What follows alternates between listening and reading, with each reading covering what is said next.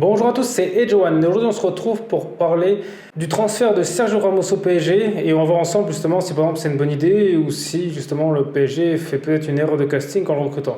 Alors déjà Sergio Ramos a 35 ans donc c'est quand même plus tout jeune, surtout au poste de défenseur. Voilà, il faut quand même, c'est quand même un poste assez physique, même si c'est vrai qu'on peut voir en Ligue 1 que par exemple il y a Hilton qui joue qui a plus de 40 ans, mais au niveau que le PSG veut jouer dans la Ligue des Champions, ça peut être limite parce qu'on a bien vu qu'avec Daniel Alves quand il était là.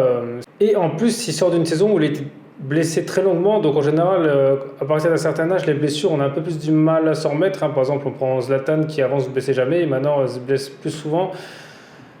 Et ça dure plus longtemps. Donc c'est pour ça que je pense que les grosses blessures, c'est un peu plus compliqué à partir d'un certain âge de s'en remettre. Donc on verra si physiquement il est au top. Après, voilà, peut-être qu'il sera quand même au top. Voilà, peut-être qu'il n'y aura pas de problème physiquement. Mais c'est comme un risque déjà qu'ils ont pris là-dessus parce qu'on ne sait pas comment il sera physiquement lors de la prochaine saison.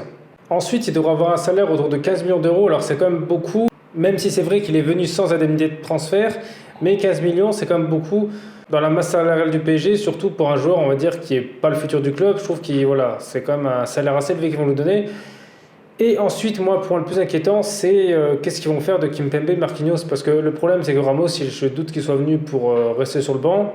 Et un défenseur, en général, c'est pas le genre de joueur qu'on fait rentrer en remplacement d'un autre, à un moment que, par exemple, on veut préserver un score. Mais en général, les défenseurs, ils restent du début à la fin, sauf s'ils sont vraiment fatigués. Donc, c'est vrai que c'est pas un poste, en général, où il y a des gros changements pendant les matchs. Par exemple, un attaquant, oui, mais un défenseur, en général, il fait tout le match. Donc, payer un joueur 15 millions et le mettre sur le banc, je pense que ce serait une erreur de leur part. Donc, ils vont certainement le faire jouer. Le problème, c'est qu'ils ont quand même deux bons défenseurs. Voilà, Kimpembe et Marquinhos, c'est comme des joueurs qui ont fait une bonne saison avec le PSG, même si c'est vrai que Kimpembe, son euro, il n'était pas exceptionnel. Mais voilà, dans l'ensemble, Kimpembe a quand même fait des fois des très bons matchs. Il a pris en expérience. Voilà, je pense qu'il commence à venir un très bon défenseur. Et Marquinhos, c'est le capitaine du PSG, donc ce serait compliqué de mettre le capitaine sur le banc. Donc, qu'est-ce qui reste comme solution? Ce serait de faire jouer les autres joueurs à notre poste, sauf que Kimpembe, on l'a jamais vu jouer autre part qu'au défenseur central, donc je pense que le mettre ailleurs, ce serait compliqué. Et Marquinhos, oui. Alors Marquinhos, je doute qu'ils veulent revenir sur le côté droit, parce qu'au début, il était arrière droit à son arrivée au PSG. Et le mettre au milieu de terrain, au milieu défensif, un peu comme un Verratti, moi je trouve ça une mauvaise idée, parce que c'est pas là où il est le plus fort et le plus utile. Alors certes, il s'est bien débrouillé, mais c'est pas là son poste de prédilection. Ça lui permettait de marquer un peu plus de buts parce qu'il pouvait jouer un peu plus haut, mais c'est tout. Pour moi, c'est pas vraiment son poste. Son poste, justement, c'est derrière de tenir la défense. Et en plus, sur le milieu défensif, ça fait que ça enlève une place au milieu. Et pour moi, le PSG, justement, ce qui faisait leur force, c'était leur capacité à garder le ballon et de gagner la bataille au milieu de terrain. Parce que si on le met en milieu défensif, ça veut dire qu'il va prendre soit la place de Paredes ou de Verratti. Donc voilà, c'est comme des joueurs qui ont fait des bonnes saisons, donc je trouve ça aussi compliqué. Donc quoi qu'il arrive, il va se passer une des deux solutions là. Et ça, pour moi, c'est déjà une petite erreur parce que le PSG, voilà, c'est pas leur milieu de terrain qui était leur plus gros point faible cette saison. Je parlais souvent, justement, dans la plupart de mes vidéos sur le PSG, que leur gros point faible, c'était la défense, qu'il fallait d'autres joueurs.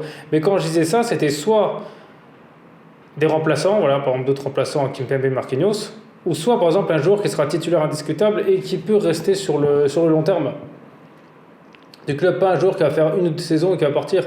Parce qu'en faisant ça, justement, vu que leur défense centrale est assez jeune, ça voudrait dire qu'il y a un des deux joueurs qui risque de partir, parce que je doute que là, Kimpembe ou Marquinhos accepte justement d'être remplaçant. Et à ce poste en défenseur central, dans ce cas, il y avait peut-être des autres candidats que Sergio Ramos, parce que dans le même style, il y avait Chiellini, ils auraient pu aussi prendre par exemple Bonucci, qui est pas si mal, ou par exemple Maguire. Voilà, c'est des joueurs qui sont pas encore super vieux, qui auraient pu faire encore quelques saisons au PSG. Et après, en tant qu'expérience dans le vestiaire, est-ce que c'est lui qui va cadrer tout le monde? Peut-être, c'est possible, parce qu'il a été capitaine justement du Real Madrid, mais ça à voir justement comment ça se passe au PSG. Parce qu'à la limite, s'ils prennent Messi ou Ronaldo, ça me choquerait moins, ce serait moins compliqué dans la mesure où ce serait pour remplacer Icardi. Et en tout cas, que ce soit Messi ou Ronaldo, voilà, c'est pas des joueurs qui défendent. Et Icardi non plus. Donc au final, ça ne changerait pas grand-chose. La seule chose, c'est qu'ils auraient un joueur peut-être plus efficace devant. Mais limite, ça c'était plus un transfert qui aurait été plus logique que prendre la Ramos. C'est pour ça, pour moi, c'est un peu une erreur de casting. Alors peut-être que je me trompe et que cette saison, il va vraiment faire une super saison. Mais en tout cas, c'est un risque. Et j'espère pour eux que justement ce transfert va pas bloquer l'arrivée d'autres joueurs. Parce que si j'étais le PSG, là justement, ce serait peut-être plus intéressant de recruter des défenseurs peut-être un peu plus jeunes, histoire de prendre la relève quand il y en a un qui est blessé. Et de toute façon, pour moi, il en faudrait limite encore un autre, parce que si par exemple, il y en a deux qui se blessent, et après on met qui derrière, c'est compliqué. Certes, il y avait Pereira, mais c'est pas non plus un joueur qui est au top niveau à ce poste.